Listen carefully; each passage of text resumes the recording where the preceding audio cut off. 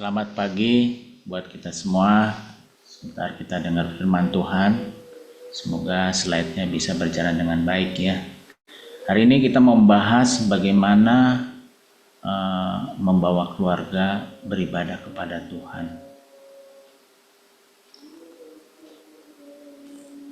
Slide-nya demikian. Baik. Saudaraku, kalau kita membawa keluarga kita beribadah, pasti ada kendala-kendala yang kita hadapi gitu. Hal yang tidak mudah membawa seluruh anggota keluarga, bapak, ayah, ibu, dan anak beribadah bersama seperti doa pagi ini. Kita ketahui bahwa ibadah itu adalah perjumpaan dengan Tuhan. Banyak alasan yang dibuat oleh manusia atas kendala-kendala itu. Yang utamanya karena berfokus kepada manusia itu sendiri ya. Bukan kepada Tuhan, tapi kepada dirinya sendiri. Di sini bicara keluarga, peranan ayah atau bapak sebagai imam kadang tidak terlalu kuat dalam beribadah kepada Tuhan. Kita mau lihat firman Tuhan, contoh-contoh di Alkitab bagaimana orang Israel itu membawa keluarganya kepada Tuhan, selalu membawa keluarganya kepada Tuhan beribadah. Ya, kita lihat di sini di 1 Samuel 1 ayat 1 ada orang namanya Elkana bin Yeroham bin Elihu bin Tohu bin Zub, seorang Efraim. Ini adalah orang tuanya Samuel gitu ya. Dia kalau datang kepada Tuhan di ayat 3 dikatakan orang itu dari tahun ke tahun pergi meninggalkan kotanya untuk sujud menyembah Tuhan dan mempersembahkan korban kepada Tuhan semesta alam di Silo. Di sana yang menjadi imam Tuhan ialah kedua anak Eli, Hofni dan Pinehas. Ini contoh Bapak Elkana gitu ya. Kita lihat lagi orang tua Tuhan Yesus di Lukas 2 ayat 41 sampai 42 berkata, tiap-tiap tahun orang tua Yesus pergi ke Yerusalem pada hari raya Paskah. Ketika Yesus telah berumur 12 tahun, pergilah mereka ke Yerusalem seperti yang lazim pada hari raya itu. Ini contoh daripada nanti ada contoh lagi, satu lagi ya yang kita lihat. Dari peristiwa ini kita bisa boleh melihat bahwa Allah selalu merindukan semua anggota keluarga bertemu dengan Tuhan. Di sini tadi contohnya adalah Elkana dan Yusuf, orang tuanya Tuhan Yesus, selalu membawa keluarganya datang beribadah ke rumah Tuhan.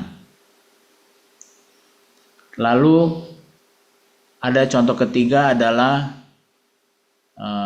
namanya Yosua. Ya. Di sini ada contoh namanya Yosua. Dia berkata di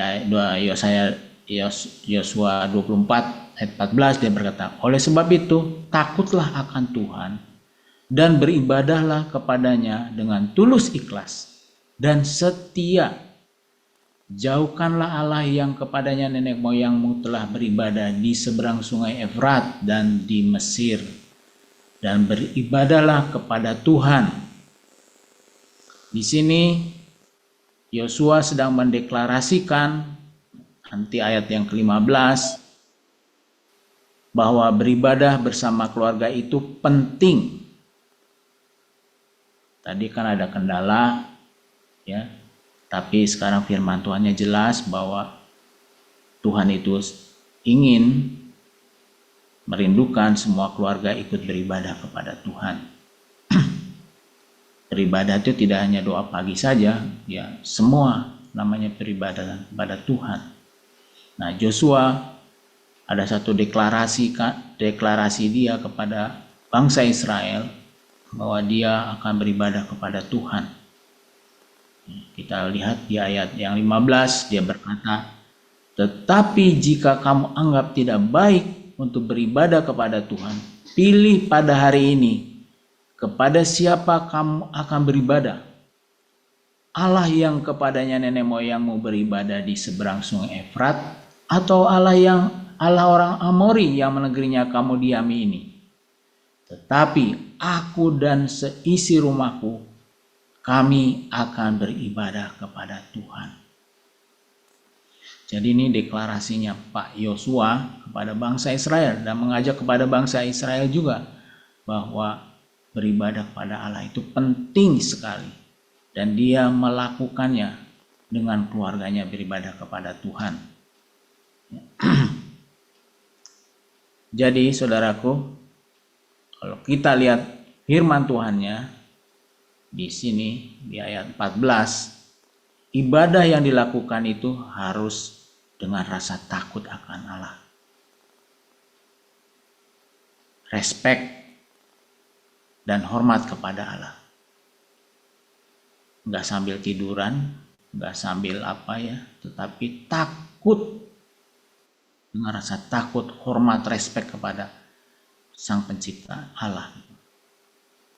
Menyadari bahwa pada waktu beribadah, menyadari bahwa Allah adalah Allah yang terbesar di dalam hidupnya. Ibadah keluarga artinya kalau kita menyadari hal tersebut, kita akan penuh hormat waktu beribadah kepada Tuhan. Sungguh-sungguh, enggak main-main. Nah, itu yang dilakukan oleh Joshua. Beribadah kepada Allah dengan sikap apa harus? Dengan sikap apa? Harus dengan sikapnya tulus, ikhlas, dan setia. Firman Tuhan katakan demikian. Artinya sikapnya murni atau dengan motivasi benar, bukan mau mengatur Allah dengan permintaan-permintaannya supaya diberkati. Tulus ikhlas berarti tidak merasa terpaksa beribadah pada Tuhan, tetapi dilakukan dengan sungguh-sungguh. Itu artinya beribadah kepada Tuhan. Tugas daripada imam di rumah, yaitu bapak-bapak, harus membawa keluarganya kepada Tuhan, takut akan Tuhan. Beribadahnya harus dengan tulus, ikhlas, dan setia. Saudaraku,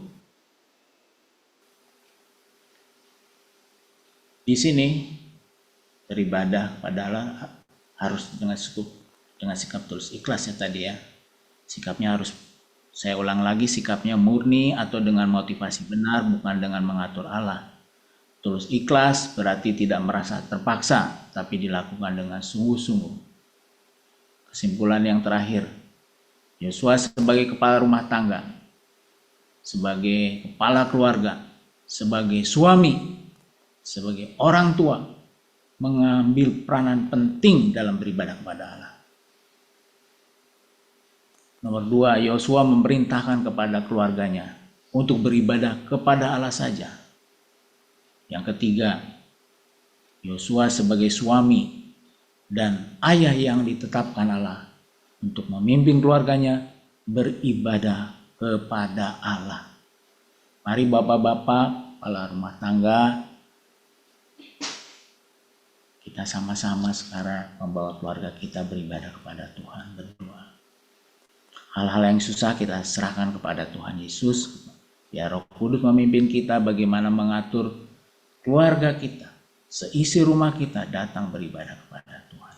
Kita harus latih hari lepas hari untuk seluruh anak-anak kita untuk datang beribadah kepada Tuhan. Ajarkanlah kebenaran firman Tuhan kepada mereka sehingga mereka tidak protes, kenapa harus begini, harus begitu di hadapan Tuhan. Semuanya Hana menyembah Tuhan. Di sini seorang ayah mengambil peranan penting dalam beribadah kepada Tuhan. Dan harus sebagai imam memerintahkan kepada keluarganya untuk beribadah kepada Tuhan. Pimpinlah keluargamu datang kepada Tuhan. Demikian firman Tuhan yang dibagikan pagi hari ini. Biarlah bapak-bapak sebagai kepala rumah tangga diberkati Tuhan, keluarganya takut akan Tuhan ada di rumahnya. Mari kita berdoa.